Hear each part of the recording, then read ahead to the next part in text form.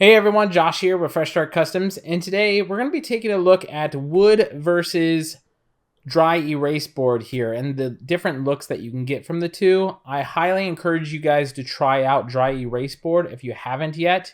This stuff is super affordable. You can get it at Lowe's, Home Depot, or Menards, wherever you live. You probably have one of those three nearby.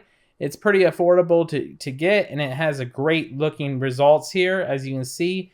Wood gives this nice vintage look here, and then the dry erase board kind of engraves like a black or a very dark brown that almost looks like it's black, and then it just has that nice white shine to it.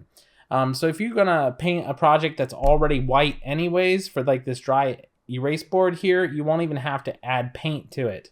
This I literally just masked with masking tape, engraved it, pulled all the masking tape off, and this is how it looks in the end results here. So if you haven't tried it yet, give it a try. I thought I would share with you guys just this dual layer design that I had created for my own personal use in my house for decor.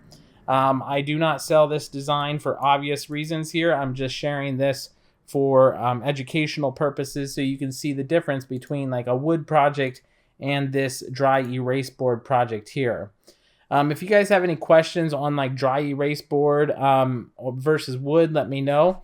You will need to do your own settings for this because each dry erase board or wood has their own like density and strengths.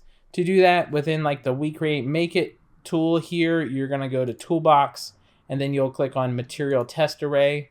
You can go ahead and type out however many columns you want to test, and then we're going to click Confirm, and that will create this grid. You'll want to print this grid off on each material, both your wood and your dry erase board in this situation.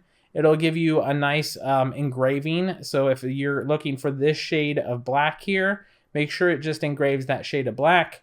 That will most likely be the settings that you need. And in this case, this is a bitmap. I know it may look like an SVG file, but I left mine as a bitmap, so all of the gray and the black areas will have their own shading levels as it engraves along the way. But yeah, that's pretty much it. I know this is a short video, but I find this type of material really cool to work with, and I highly recommend that you try it if you haven't yet. With that said, we'll catch you guys in the next one.